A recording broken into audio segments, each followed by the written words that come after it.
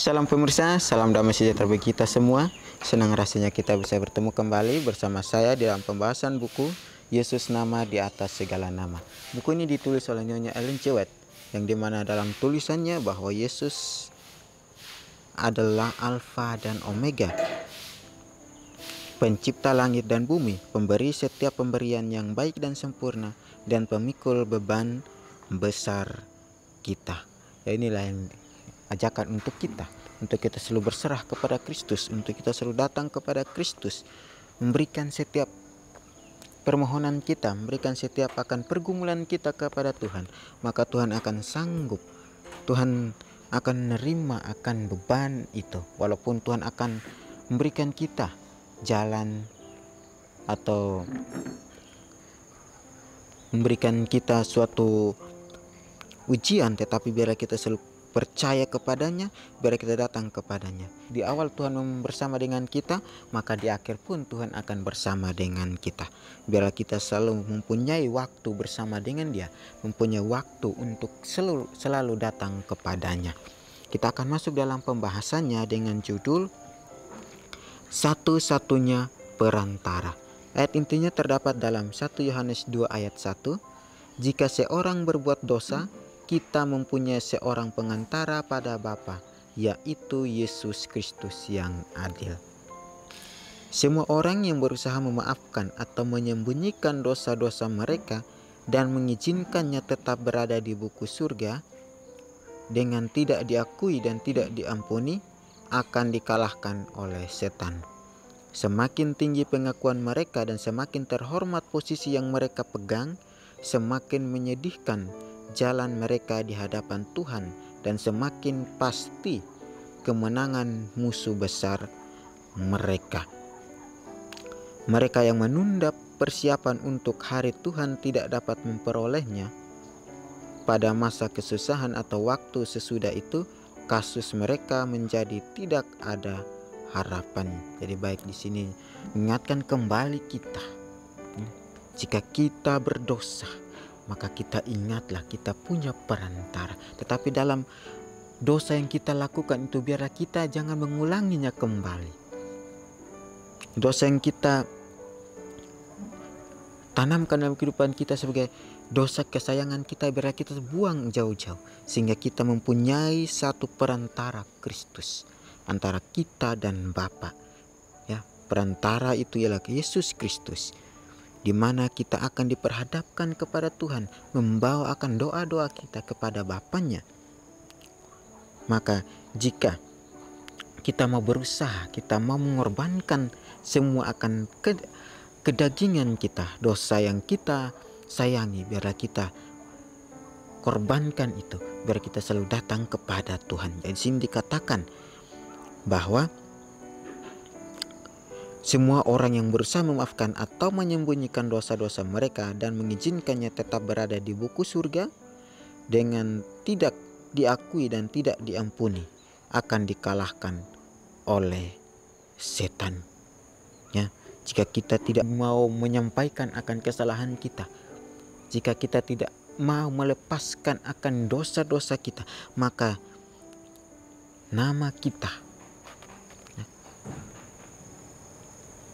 akan dicatat di dalam buku kehidupan, dan itu akan diperiksa setiap saat di hari penghakiman itu.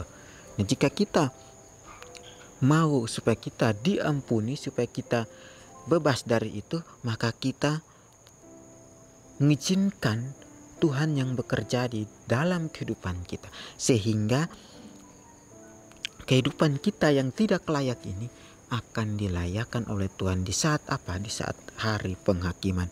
Nah, itu kita punya perantara di dunia ini.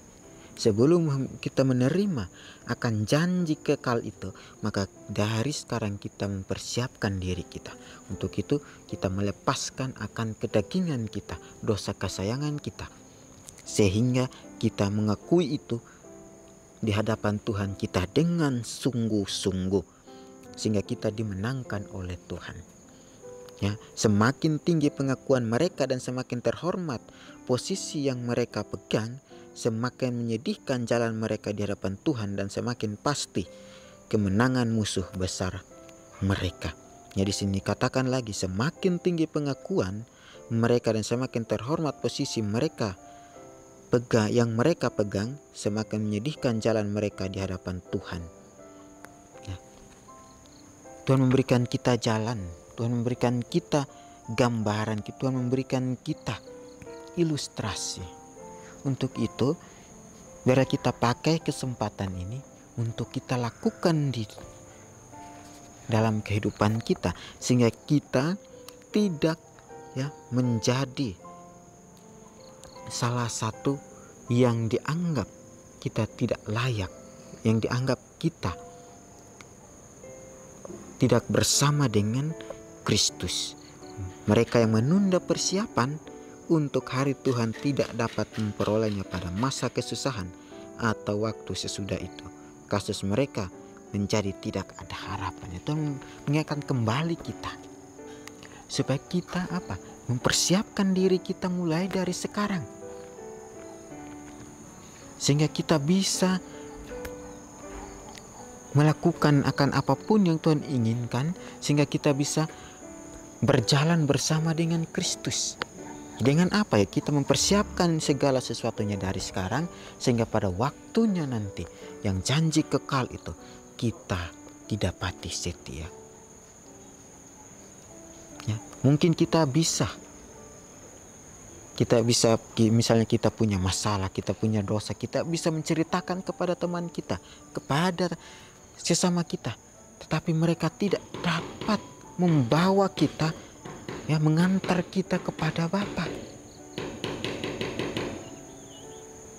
Ya, mereka hanya memberikan kita jalan-jalan yang mungkin kita tidak bisa lakukan itu. Tetapi jika kita datang kepada Kristus dengan perantara ini, maka Tuhan akan menyampaikan semuanya itu kepada Bapa di surga.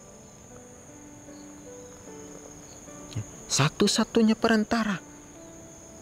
Tidak ada yang lain, saudara-saudara. Untuk itu, mari kita lakukan ini dan kita sampaikan ini kepada Tuhan, maka Tuhan akan membawa segala doa kita, segala pergumulan kita kepada Bapa yang di surga. Engkau tidak diharuskan untuk mengaku kepada mereka yang tidak mengetahui dosa dan kesalahan-kesalahanmu. Bukanlah tugasmu untuk mengumumkan pengakuan yang akan membawa kemenangan kepada orang-orang yang tidak percaya, tetapi kepada mereka yang pantas, yang tidak akan mengambil keuntungan dari kesalahanmu.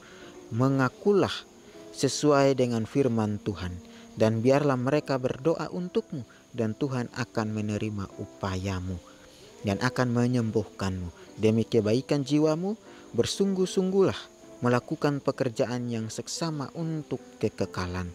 Singkirkan harga diri dan kesombonganmu, dan lakukanlah pekerjaan yang benar. Kembalilah kepada kawanan gembala yang sedang menunggu untuk menerimamu. Bertobatlah dan lakukanlah pekerjaan mula-mulamu, dan sekali lagi datang bersekutu dengan Tuhan. Ya, Tuhan ingatkan lagi kepada kita, saudara-saudara, kepada saya maupun pemirsa semua. Di sini katakan, engkau tidak harus untuk mengaku kepada mereka yang tidak mengetahui dosa dan kesalahan-kesalahan kita. Tidak perlu. Ya, yang perlu itu apa? Itu perlu kita datang kepada Tuhan, yang menjadi pengantara kita, yang menjadi penolong kita, yang menjadi penasihat kita. Ya. Biar kita selalu punya kesadaran akan mengakui segala dosa-dosa kita, mengakui segala kesalahan kita. Ya. Di sini juga dikatakan, bukanlah tugasmu untuk mengumumkan pengakuan yang akan membawa kemenangan kepada orang-orang yang tidak percaya, tetapi kepada mereka yang pantas, yang tidak akan mengambil keuntungan dari kesalahanmu. Dan mengakulah sesuai dengan firman Tuhan, dan biarkan mereka berdoa untukmu, dan Tuhan akan menerima upayamu dan akan menyembuhkanmu. Ya. Tidak perlu kita umumkan bahwa oh saya berdosa. Tetapi yang penting ialah apa? Kita mau berserah. Kita mau lakukan itu setiap harinya di dalam kehidupan kita. Kita mau lakukan itu setiap harinya. Kita datang kepada Tuhan. Oh Tuhan, saya tidak layak. Ambillah dosa-dosaku ini, sehingga saya bisa melakukan pekerjaanmu. Pekerjaan mula-mula.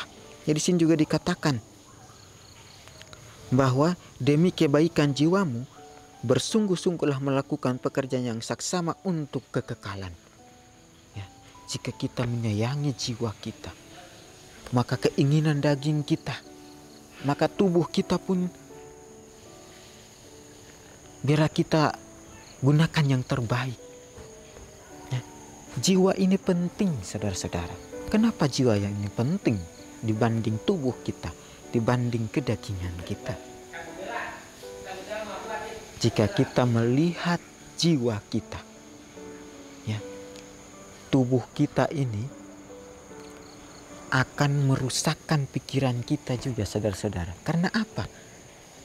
Karena dia selalu mencari yang berkaitan atau yang akan melawan prinsip-prinsipnya Tuhan. Tetapi jiwa yang tetap, jiwa yang setia, dia akan mendampingi kita, dia akan bersama kita. Di waktu kita jatuh, di waktu kita susah, dia akan bersama dengan kita. Itulah jiwa, saudara-saudara.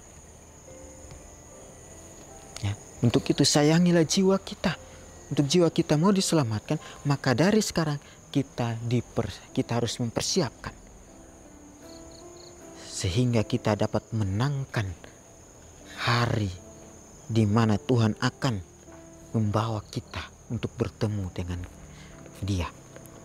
Ya, di sini dikatakan bahwa gembala sedang menunggu untuk menerimamu. Bertobatlah dan lakukanlah pekerjaan mula-mulamu. Ya, dari pekerjaan yang kita mau lakukan untuk Tuhan. Ya, setiap harinya Tuhan memberikan kita contoh. Setiap hari Tuhan mau supaya kita bertobat. Bertobat setiap harinya. Bertobat dalam hati kita. Sehingga kita bisa menerima janji Kristus itu. Di sini dikatakan bahwa Kristus adalah penebusmu. Dia tidak akan mengambil keuntungan dari pengakuanmu yang memalukan. Jika engkau memiliki dosa yang bersifat pribadi, akuilah itu kepada Kristus yang merupakan satu-satunya perantara antara Allah dan manusia. Jika seorang berbuat dosa, kita mempunyai seorang pengantara pada Bapa, yaitu Yesus Kristus yang adil. 1 Yohanes 2 ayat 1. Jika engkau telah berdosa dengan menahan persepuluhan dan persembahan milik Allah dari Allah sendiri, akui kesalahanmu kepada Allah dan kepada gereja, dan perhatikan perintah yang Dia berikan kepadamu. Bawalah seluruh persembahan persepuluhan itu ke dalam perbendaharaan. Maleakhi 3 ayat 10. Umat Allah harus bergerak dengan pengertian. Mereka tidak boleh puas sampai setiap dosa yang diketahui diakui. Maka adalah hak istimewa dan kewajiban mereka untuk percaya bahwa Yesus menerima mereka. Mereka tidak boleh menunggu orang lain menerobos kegelapan dan mendapatkan kemenangan untuk mereka nikmati. Kenikmatan seperti itu hanya akan berlangsung sampai pengadilan terakhir. Tetapi Tuhan harus dilayani oleh karena prinsip, bukan perasaan. Janganlah pekerjaan keseharianmu yang menghalangimu dari hal penting ini. Luangkan waktu untuk berdoa, dan ketika engkau berdoa, percayalah bahwa Allah mendengarmu. Counsel to the Church, halaman 258-259. Renungan lebih dalam. Apakah saya bersedia menerima pengampunan yang ditawarkan Yesus kepada saya hari ini? Oke, Kristus adalah penebus kita. Dia tidak mengambil keuntungan dari pengakuan kita yang memalukan Dia. Ya. Dan juga dikatakan bahwa ya, jika engkau memiliki dosa yang bersifat pribadi, akuilah itu kepada Kristus, karena Kristus adalah satu-satunya perantara kita. Ya, dikatakan juga jika seorang berbuat dosa, kita mempunyai seorang pengantara pada Bapa, yaitu Yesus Kristus. apa dosa yang kita lakukan ya di bumi ini. Ya di sini juga dikatakan bahwa jika engkau telah berdosa dengan menahan persepuluhan dan persembahanmu kepada Allah dan kepada milik Allah dan dari Allah sendiri, akuilah kesalahanmu di hadapan Allah dan kepada gereja. Ya, Tuhan membawa kita lagi untuk mengenali Dia setiap harinya. Dengan apa? Kita memberikan persembahan dan dengan persepuluhan kepada Tuhan kita. Tuhan sudah memberikan kita berkat, maka kita akan percaya kepada Dia bahwa jika kita mau mengembalikan akan persembahan dan persepuluhan kepadanya, Tuhan tidak butuh duit yang kita kasih, tetapi itu adalah bukti kasih kita kepada Tuhan. Itulah kasih yang akan menghubungkan kita dengan Bapa di surga. Jika kita mau menikmati akan kemenangan itu, maka kita tinggalkan kegelapan itu, sehingga kita bisa menang dan masuk dalam cahaya kemenangan itu. Ya, di sini juga dikatakan bahwa umat Allah harus bergerak dengan pengertian. Mereka tidak boleh puas sampai setiap dosa yang diketahui diakui mereka, maka adalah hak istimewa dan kewajiban mereka untuk percaya bahwa Yesus menerima mereka.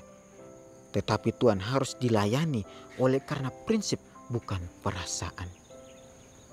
Luangkan waktu untuk berdoa, dan ketika kita berdoa, percayalah bahwa Allah mendengarmu. Suatu kebenaran yang Tuhan ingin supaya kita berdoa dan sepenuh kepada Tuhan. Biar firman ini dapat menguatkan kita bahwa kita punya perantara, dan dosa yang kita langgar biarlah kita memperbaiki itu perlahan-lahan dari sekarang. Ya, nasihat yang sangat luar biasa untuk mengingatkan kita untuk terus mempunyai Kristus yang hidup di dalam kehidupan kita. Kita akan berjumpa lagi di kesempatan yang berikutnya, dan Tuhan memberkati.